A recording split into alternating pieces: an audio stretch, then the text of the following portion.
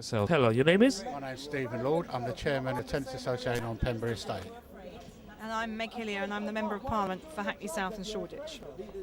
I think it's really good that we have two people here, one who's a member of the TRA, and we have an MP for Shoreditch here that can give us their opinion on what they think and what's been going on. So, I mean, how does it make you feel? What do you think about what's actually been happening? Well, I feel pretty terrible. I mean, I've not seen nothing like this in years and years, and we need to do something through the community, and hopefully we can get help from outside that we can bring people together to help us out.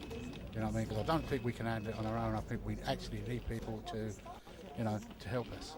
I do agree, and I think Britain has a resilience about it that always get it through a disaster. I mean, you've had 2 world wars, there's so much stuff that happened, and people always come together in a disaster, and hopefully this is the time we'll see it happen. Mick, tell me, what's your opinion about what's happening? How do you feel? It is really devastating for a number of reasons, and one of them is that we have been really working hard, people like Steve and me and us involved in the community in Hackney, to build up Hackney. And over the last 10 years we've seen crime drop, we've seen people see a more positive, have a more positive attitude to our borough, and overnight we've seen these bad headlines and these pictures on the television which make people think that Hackney's a dangerous and scary place, and it is scary for people what's happened. I absolutely agree that, and we've got to be really clear that the police need to have base to tackle the perpetrators, but we've got to build Hackney back up again. And Steve's right that some of this is something that we can't do alone. Some of this is related to gang culture.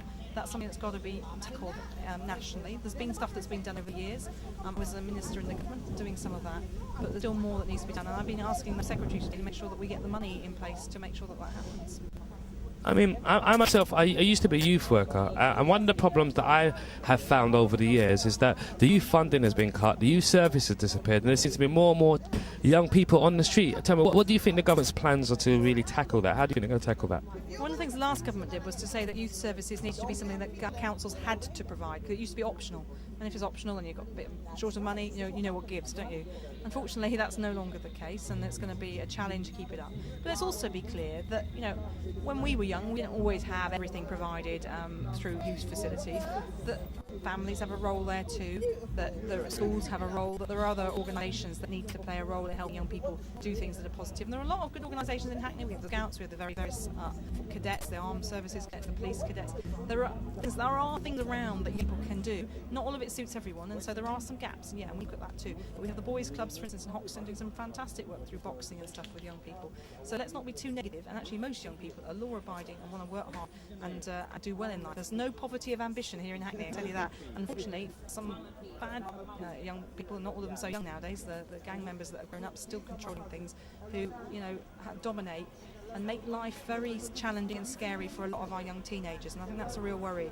I was able to roam free when I was a kid. I had 5 brothers that could do the same. I want that for all our kids, mine and Hackney kids generally, and I think that's something that we've really got to have in our minds. I do agree. I think it's all about the young ones. I mean, I myself have been a youth worker. I'm now a teacher in a school, and I find that the youth of today are very disillusioned. They're not sure of what they should be doing. They're just going to do what everyone else is doing, and that's a big problem. As a TRA member, I mean, what is your state like? Is there a lot of crime? What is it like? There's a lot of vandalism that goes on from youths on the estate. There's things that go on that are good. Like we have a youth club here, which is pretty decent. We have a Tennants association that help run outings for people, like take all people, pensioners, anybody who wants to come really. We do all this, we're doing other bits and pieces. It just needs people to come along and join in. There's plenty we can do, plenty of people can come help. We'll cry out for people to give us a hand on the estate, and we can get things going on it. People come and help us. This is what we need help. This is what we do here.